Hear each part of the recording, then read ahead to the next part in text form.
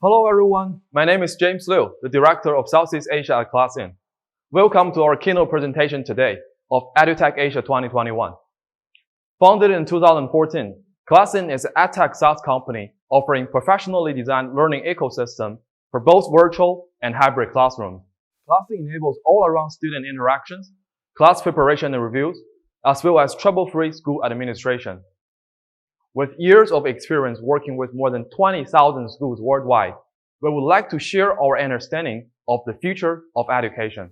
In this video, we'll take you through 5 actionable steps from infrastructure to pedagogies on how to build a hybrid classroom for your institution. Before we jump into it, I want to let you know that we at ClassIn have also put together a white paper on how to build a hybrid classroom that you can take with you. Please feel free to scan the QR code to download. Now, let's start by hearing our education and edtech leaders about their thoughts on hybrid learning. In a hybrid learning model, learners are given the power of choice.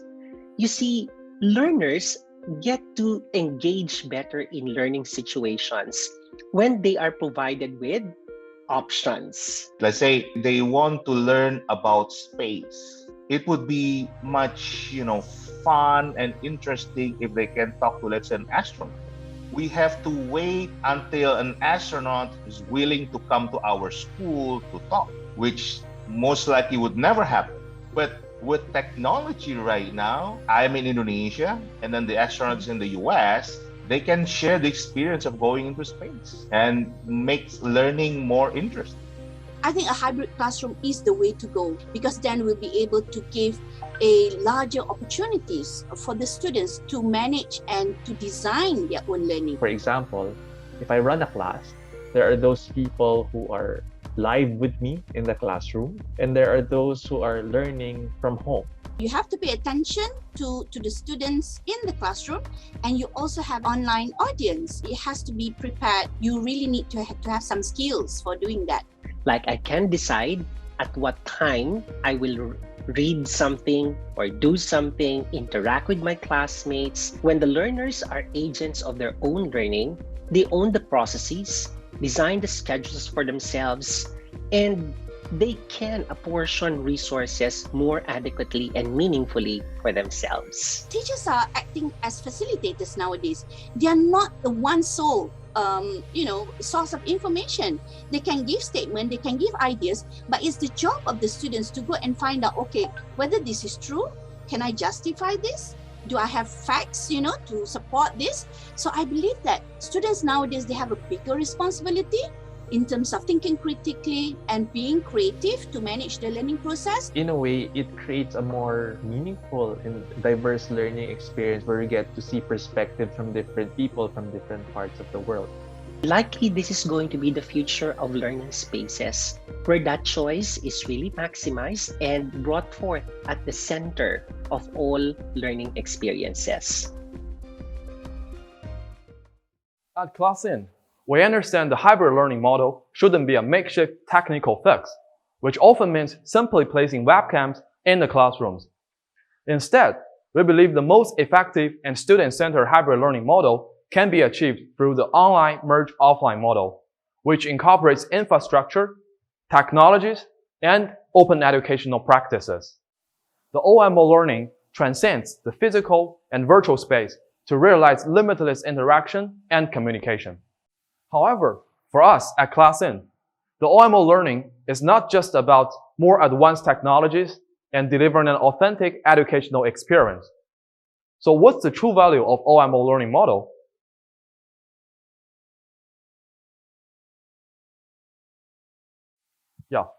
More importantly, we believe the technologies, especially EdTech, bear a great amount of social responsibilities. The OMO learning model is designed with concerns such as the digital gap and the urban-rural divide in mind. So the platform runs smoothly with low data usage and enables easy distribution of knowledge. Being mindful about technological designs is not enough. We have also committed to education philanthropy, where we donate the OMO classrooms to underserved students with diverse and higher quality teaching and learning resources. Of course, We didn't come to the EduTech fair with just a concept. The OMO learning is currently being implemented in multiple programs and schools, where researchers have also observed improved learning outcomes. In the upcoming video, we'll present to you a real-life case of OMO learning at Peking University, one of the most prestigious higher education institutions in China. Well, the class I'm teaching is China's economy, reform and development. The thing I change is trying to engage all students, both online and offline. So for instance, when we have the classroom discussion, I try to encourage not just the students in the classroom, but also online to ask questions and express their views. Not just sitting behind your laptop, looking at the screen, looking at the slides, but you really feel like you're there. And I think a huge factor of that is that I'm studying at Peking University, and you can really see that all lecturers are putting every effort in to make sure that we have these really engaging classroom experiences. But we have a group presentation. I try to mix online and offline students into different working groups.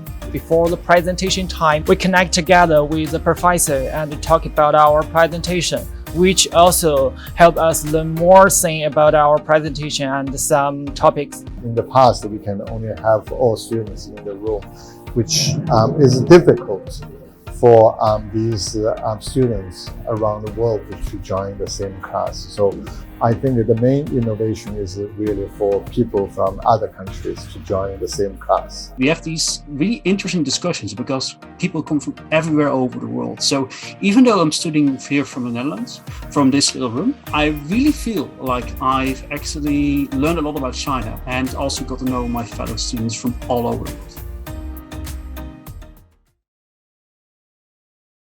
A hybrid classroom like the one at Peking University is not limited to teaching and learning in the pandemic.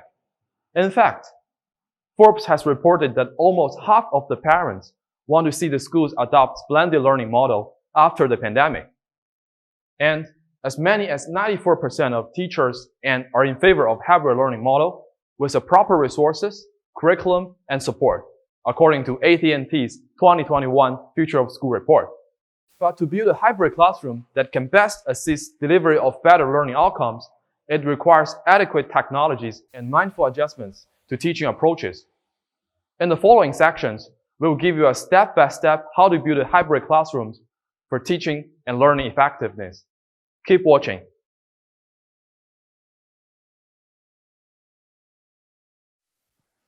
The first step to building a hybrid classroom is to find an education-specific software, a platform that is designed to support a wide range of pedagogies and has the capacity to connect virtual and in-person spaces. After over a year of virtual learning using teleconferencing tools, educators worldwide has reflected on the software at use. Susan Bloom, professor at anthropology at the University of Notre Dame, pointed out that popular video conferencing platforms can only work for lectures or formal meetings, where everyone rallies around one central speaker. In an article for Inside Higher Ed, Professor Bloom observed that as long as symphony is directed by the authority figure, order can be kept. But in more interactive, active classrooms that I aim to create, this is terrible. Frustration of using software is not one-sided. College newspaper of Dartmouth reported that students experienced a similar feeling of Zoom fatigue. Aaron DeSalva, Assistant Director of Learning, Design, and Technology, highlighted in a surveys on remote learning found out students strongly expressed the need for a better sense of connection within the courses. Apart from this, Harvard Business Review also identified a need for more suitable software for online education.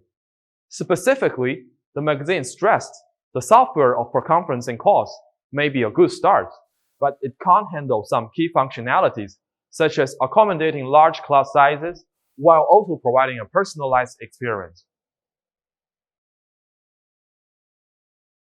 So, what are the key functionalities educators and administrators can look for in a software for their classrooms? Pearson actually referred to an SAMR model for a specific guideline on assessing the effectiveness and impact of technologies in the classroom. The SAMR model outlines 4 levels of impact. Direct substitution of a class activity is the least effective level, while augmentation, modification, and redefinition can potentially add value to the traditional in-person instruction.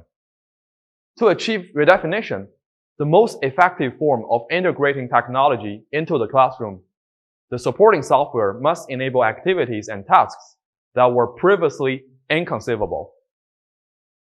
Let's take ClassIn as an example. Students can conduct chemistry experiments virtually and claim a digital trophy from their teacher. Therefore, Pearson emphasized that the EdTech software that can redefine classroom experience should grant students a chance to use the technology creatively, support active learning, and enhance classroom engagement dramatically. However, as anyone who has taught in the pandemic will tell you, a well-designed software is not enough. Educators need and deserve as much support as they can get to transition to a virtual or hybrid classroom. As a result, Harvard Business Review emphasized the importance of on-the-ground educational support, such as training efforts for both instructors and students.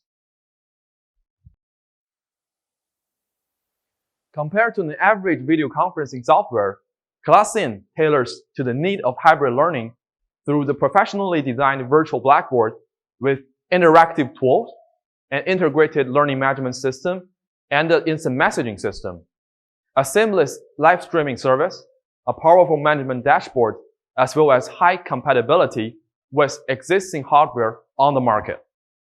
On top of everything, schools worldwide that has adopted ClassIn, such as those in the Philippines, Indonesia, and China, enjoy onboarding trainings and lifetime 24/7 customer support. So that's enough from me. You can directly hear from our subscriber, Godwan Bahagandi, CEO of Global Virtual School in Uganda, on what ClassIn brought to the table for his institution. Here we have one of the geography classes going on, which was really amazing, and they've already been amazing classes because they need some level of engagement to have the learner motivated, engaged, and collaborate amongst themselves. You need to have them also participate, ask questions, participate in activities, discuss technologies we had then made this a reality and continues. To fully realize the potential of EdTech software, the second step to building a hybrid classroom is to identify fitting hardware for your teaching needs. However, a search for hybrid solutions can lead to an overwhelming number of results. With your budget and existing infrastructure in mind, administrators and educators can navigate the process based on pedagogies and class formats. While there is no one-size-fits-all solution for the hardware setup, a group of international scholars investigating the OMO learning model offer a list of hardware that is typically required for an OMO classroom. First of all, internet availability and access. To connect the online and offline learning spaces, where the online students log in using their ClassIn accounts to virtually join the physical classroom and interact with the in-person students. Second of all, interactive boards, where ClassIn is running so that teacher can use it to teach both the online and the offline students at the same time. Third, sound equipment, including microphones to capture and transmit the sound of students and teachers within the classroom. Fourth, the cameras, to transmit the classroom interactions for the online students, and optional tablet computers, so that all the students can also use it for different learning activities.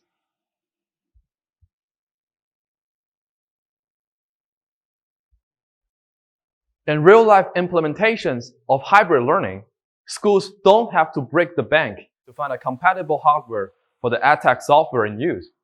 For instance, former co-principal of EVA International Education School, Aaron Lennon, demonstrated in the ASU GSV 2021 event how the school opted for the hybrid learning using ClassIn while making minimal adjustments to the existing classroom hardware.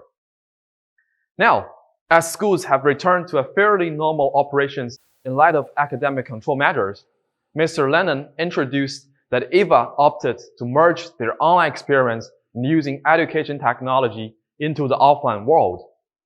Accordingly, presenting a real-life image of OMO learning at EVA, he emphasized that there are only some simple digital setup in the classroom to implement the learning model. Outside the K-12 education, OMO learning has also been widely opted for higher education institutions. Here at PKU, they opted to adopt more comprehensive and advanced technologies to build their OMO classroom.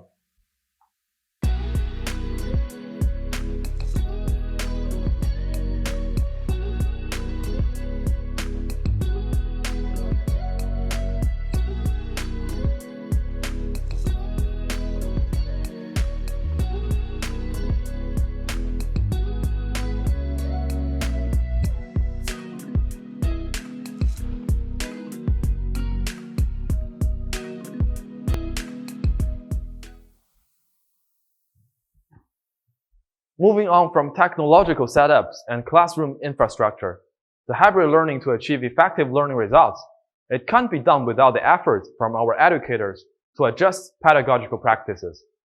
Center of Digital Education Fund, when designed correctly and supported by right resources, blended learning combines the best in-person and virtual learning in a way that is individualized for each student.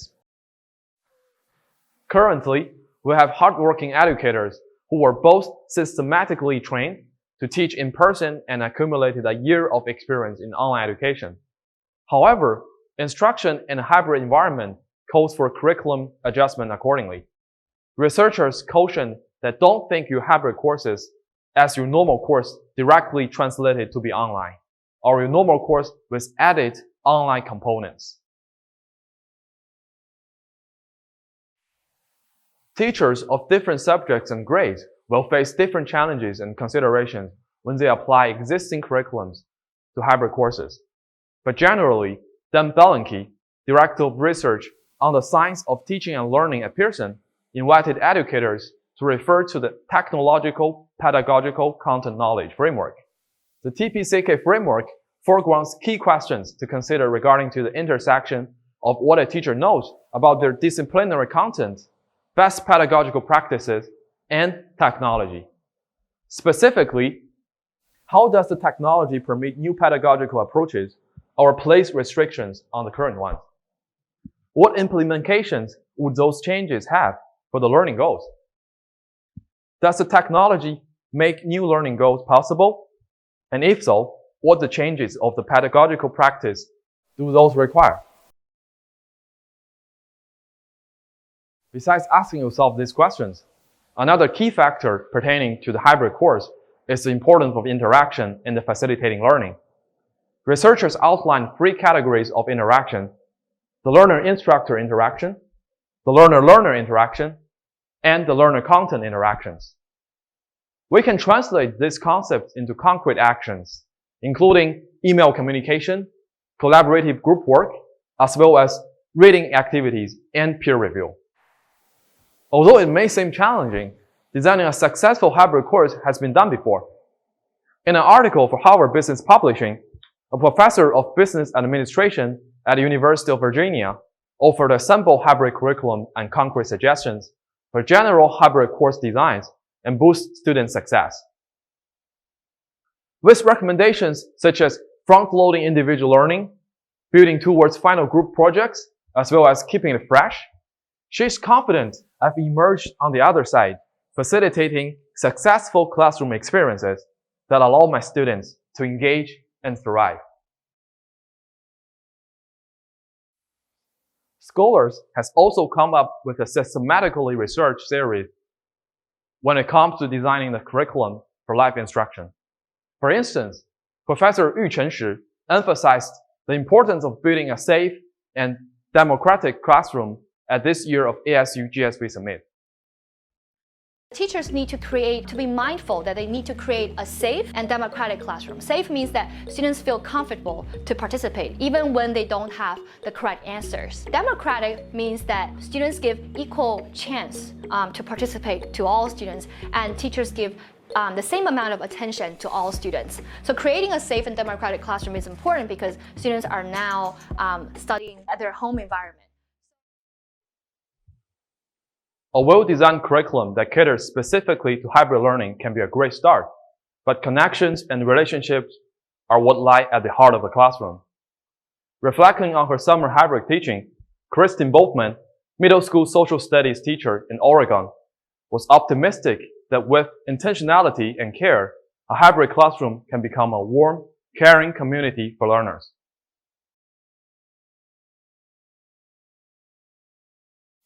Center for Teaching and Learning at Columbia University defines community building in the classroom as creating a space in which students and instructors are committed with a shared learning goal and achieve learning through frequent collaboration and social interaction.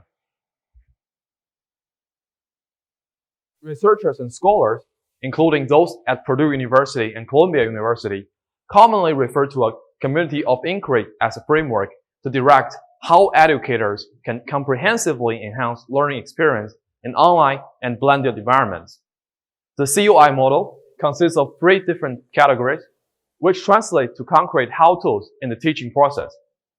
Let's start by directing our attention to teaching process, which refers to design, facilitation, and direction of cognitive and social processes for the realization of meaningful learning. Actions to create enhanced teaching presence in hybrid environments include facilitating students' learning by setting a clear structure and engaging environments for discussions as well as course management, providing students with timely feedbacks and explicit instruction. The second aspect is social presence.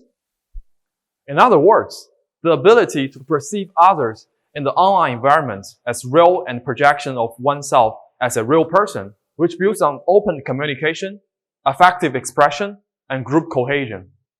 If we translate this into actual steps to take, it means to project the teaching persona through emails, office hours, as well as regular check-in. And to design icebreaker activities and collaborative projects to develop trust among students. The third and last aspect is cognitive presence, which refers to the extent to which learners are able to construct and confirm meaning through sustained reflection and discourse. While it may sound like abstract concepts, educators can identify course objectives and develop class activities accordingly. In addition, bear in mind to create frequent opportunities for practices, testing, and feedback, and encourage experimentation and diverse perspectives using open-ended questions. The community of inquiry framework is backed by extensive real-life cases and research. In particular, under the community of inquiry framework, researchers of Lawrence Technological University found that university-level online and blended courses, student satisfaction and knowledge positively correlates with teaching presence.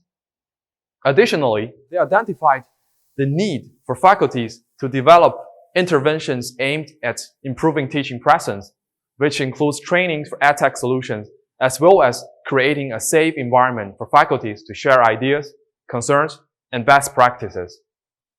At ClassIn, we have onboarded thousands of teachers and follow up with 24/7 technical support, so we understand the importance of trainings better than anyone else. Here is an example for how a detailed and open teacher training session goes. Formative assessments refer to the tools that identify misconceptions, struggles, and learning gaps along the way, and assess how to close those gaps. Instructors should develop activities with the goal to encourage self-assessments following the principle of clear instructions and detailed feedbacks, which includes in-class discussions, clicker questions, low-stake group work, weekly quizzes, 1-minute reflection writing assignments, homework assignments, and surveys. As for the summative assessment, there are tools that evaluate student learning, knowledge, proficiency, or success at the end of an instructional period. Generally speaking, summative assessments closely align with long-term expected outcomes, following a clearly laid out rubric or performance criteria. There could be instructor-created questions, standardized tests, final projects, final essays, final presentations, final reports, and final grades. We can also see those two types of assessments in the action of following cases.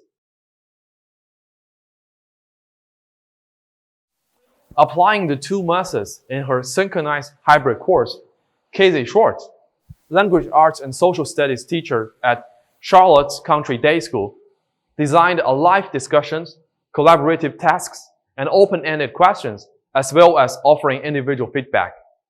However, while she managed to overcome incredible challenges in hybrid learning, she had to constantly switch back and forth between softwares and platforms to fulfill different functions of assessments. For instance, she relies on Google Meet to check with remote students, Quizlets for multiple choice questions, and emails for targeted feedback. On ClassIn, a platform that supports every step of the learning process, educators can realize all their teaching needs in a one well-rounded system. Under the framework of formative and summative assessments, ClassIn affords breakout rooms, interactive activities, and pop questions during the classes, as well as exams, homework, learning reports, and instant messaging system outside the classroom. And that basically wraps up 5 steps on how to build a hybrid classroom for better learning effectiveness. Thank you for staying with us, and we hope this video can be helpful for exploration and adoption of hybrid learning. Again, if you wish to download our white paper on the topic of building the hybrid classroom, feel free to scan the QR code. To learn more about ClassIn virtual and hybrid classroom solutions, please head to classin.com. Thank you for your time today. We will end our keynote presentation with a brief commercial to help you better visualize a hybrid classroom using ClassIn. See you later, Mom. Bye, Monica. Imagine one day, a teacher can walk into the classroom and teach not just what they know, but what all of mankind knows. Okay, everyone, let's settle down. Here is what's happening today. And students could all learn like never before. We're going to learn about space travel. And today, a very special guest is joining us, an expert in space travel. Let's all say hi to Alex. Hi, Alex. Hi, everyone. This week, I'm going to teach you the basics of rocket science. They can meet teachers and classmates like never before. To launch a rocket, the thrust needs to be greater than the force of gravity. Okay, 2 more minutes for the quiz. Read, interact, and share like never before. And feel the joy of learning like never before. Let's take a closer look. You can even take the classroom to your living room, to your bedroom. You can take it here, or anywhere, and learn from anyone.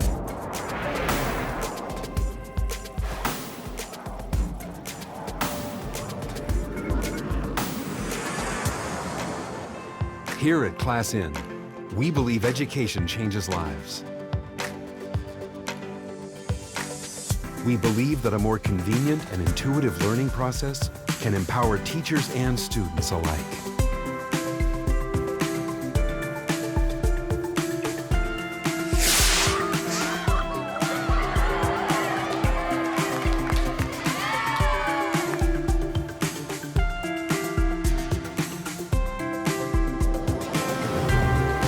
We believe that here, in the classroom, we are laying the foundation for a better future, passing on knowledge from generation to generation.